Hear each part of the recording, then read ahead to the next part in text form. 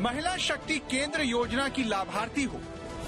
Sir आपने जो किया है ऐसा तो अभी कोई नहीं किया है। बहुत सहयोग करते हैं बेटियों को, इससे हम लोग बहुत खुश हैं। हम लोगों को बहुत सहयोग मिल रहा है।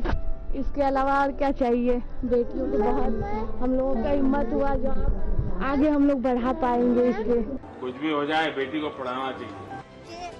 पीएम से मुलाकात करने वाली दिव्यांग की एक माँ हो।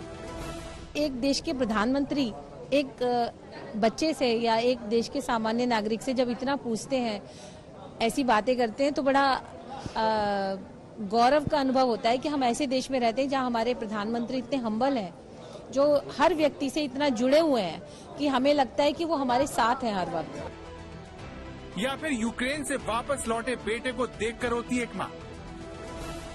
मुझे बहुत अच्छा लग रहा है। मैं पीएम मोदी को धन्यवाद देती हूँ जो हमारे बच्चे को यहाँ तक ले आए। मैं यही कहती हूँ कि हमारे पीएम मोदी हमेशा जीतते रहे, हमारे बच्चे को इसी तरह से रक्षा करते रहे। केंद्र की उज्ज्वला योजना हो या फिर सुकन्या समृद्धि योजना, उत्तर प्रदेश सरकार की मुख्यमंत्री कन्या सुमंगला योजना या फिर मिशन शक्ति योजना, यूपी से यूक्रेन तक, स्त्री शक्ति का आशीर्वाद ही मोदी के मैजिक का सीक्रेट है, जिसने जाति समीकरण के मिथक को तोड़ दिया। तभी तो जिस जाट वोटर को किसान आंदोलन की वजह से नाराज बताया जा रहा था, उनकी बहुतायत वाली सीटों पर कमल खिलने से गठबंधन नहीं रोक सका। फतेहपुर सीकरी, खैर, मथुरा, छाता, मांड, बलदेव, इगलास, बड़ौद और बुढ़ाना, इन सभी सीटों पर जाटों की आबादी 75,000 से 1 लाख के करीब है। बावजूद इसके यहाँ पर बीजेपी जीती। इस सियासी चमत्कार की सबसे बड़ी वजह मोदी सरकार की वो कार्यशैली है, जिसके केंद्र में कतार में आखिरी खड़े व्यक्ति तक सरकार की योजना का फायदा पहुंचाना है, जिस पर प्रधानमंत्री खुद कड़ी नजर रखते हैं। सरकार की इस तरह की योजनाओं के लाभार्थियों से जुड़े वीडियो को देखकर ही पता चलता है कि डिलीवरी को लेकर पीएम कितने चिंतित रहते हैं। बहुत बहुत धन्यवाद देती हूँ। तो सर जी आपकी वजह से हम लोग का घर बन गया और हम लोग अच्छे। पहले कहाँ रहते थे? पहले जी मट्टी का कच्चा मकान था। हाँ। और अभी पक्का घर हो गया? हाँ, पक्का घर हो गया। कितना समय हुआ? 1 साल हो गया। 1 साल हो गया। 1 साल पूरा हो गया। बच्चों को अच्छा लगता हाँ, है? बच्चों को अच्छा लगता है सर। नहीं पानी बरसता था तो बहुत उसमें पानी गिरता था, इधर बिस्तरा बिस्ता था, उधर बिस्ता था, और अब हम लोग को कोई टेंशन नहीं। किसी को पैसा देना पड़ा क्या? सर नहीं किसी को पैसा देना, रिश्वत नहीं देनी पड़ी? नहीं सर। किसी की सिफारिश लगानी पड़ी? सर नहीं, हम लोग खुद। किसी को ये कहना पड़ा मैं ये जात वाला हूँ, मैं वो जात वाला हूँ, मेरा जात होगा तो पैसा मिलेगा, वो जात होगा तो नहीं मिलेगा? नहीं सर, ये जात पात की कोई भेदभाव नहीं रहती है सर। सब अच्छे से हम लोग को मिल गया और इस समय हम थोड़ा ये टेंशन हमको ये फ्री हो गए। कहीं हिंदू मुसलमान का भेद करते हैं क्या? नहीं सर, कोई बात नहीं। कोई भेद नहीं करते? कोई भेदभाव नहीं। कोई जाति का भेद करते हैं क्या? नहीं सर, कोई। अगड़े हैं, पिछड़े हैं, नहीं सर, दलित हैं, ऐसा करते हैं क्या? नहीं सर, पहले की अपेक्षा बहुत ही अच्छा हो गया। न कोई जात पात की भेदभाव होती है, हम लोग एक दूसरे से मिलजुल के रहते हैं सर, और काम भी अच्छे से करते। नहीं, सरकार के पैसे भी भेदभाव के बिना मिलते हैं? नहीं सर, भेदभाव कर नहीं। पक्का? पक्का सर, पक्का। अच्छा।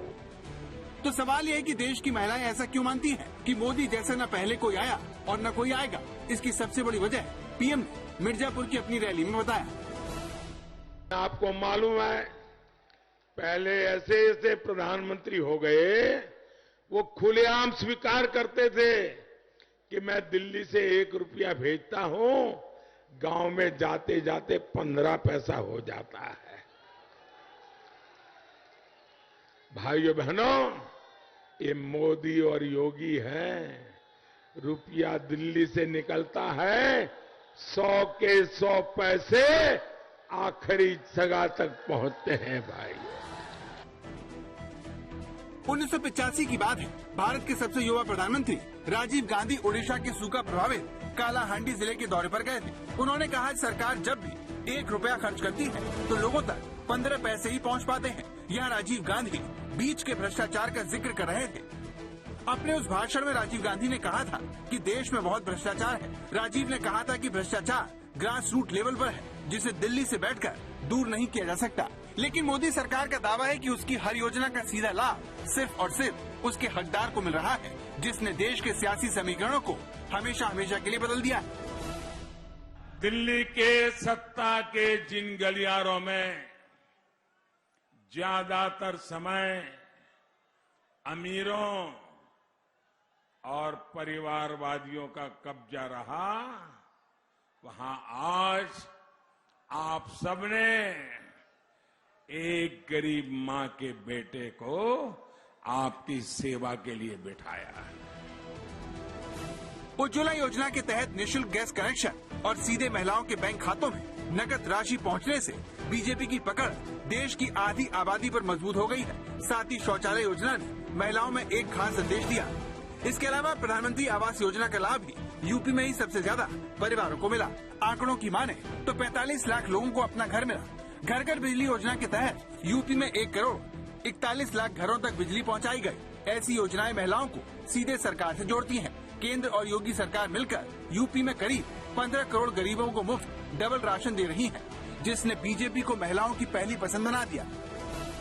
सर, मैं अपनी 2 बेटियों को सर पढ़ा रही हूँ सर। आप लोगों की वजह से बस मैं ये चाहती हूँ कि मेरी बेटियाँ और अच्छे से पढ़े। जो आज मैंने दिन देखे हैं, इतने बुरे बुरे मैंने सर दिन देखे हैं और कुछ नहीं देखे।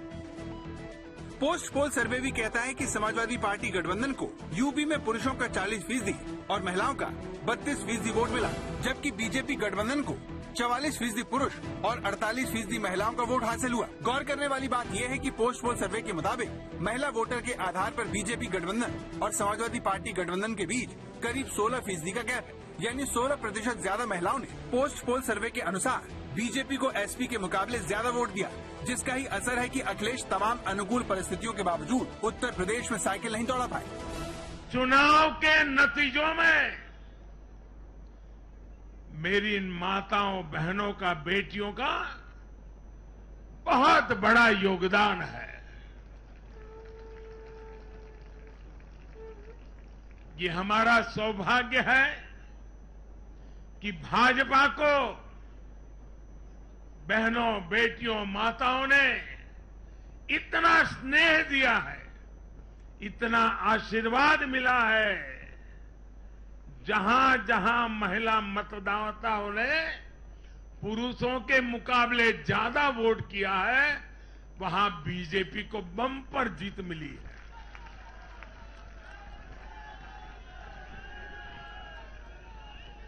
एक प्रकार से हमारी माताएं, बहनें, हमारी बेटियां, हमारी ये स्त्री शक्ति भाजपा की जीत की सारथी बनी है। मोदी सरकार की महिला केंद्रित योजनाओं में उज्ज्वला योजना, बेटी बचाओ बेटी पढ़ाओ, सुरक्षित मातृत्व आश्वासन सुमन योजना, फ्री सिलाई मशीन योजना, महिला शक्ति केंद्र योजना, सुकन्या समृद्धि योजना और राष्ट्रीय आजीविका मिशन शामिल है। वहीं योगी सरकार भी 12 महिला केंद्रित योजनाएं चला रही है, लेकिन असली गेम चेंजर आखिरी व्यक्ति तक उसका हक पहुंचाने का सिस्टम है, जिसके पिछली सरकारों में गायब होने का दावा बीजेपी करती है। यूपी चुनाव से ऐन पहले पीएम ने अपने एक इंटरव्यू में अपनी इसी कार्यशैली के बारे में बताया था कि कैसे उन्होंने राज्य सरकारों के साथ मिलकर देश के पिछड़े जिलों में विकास की नई रोशनी पहुंचाई।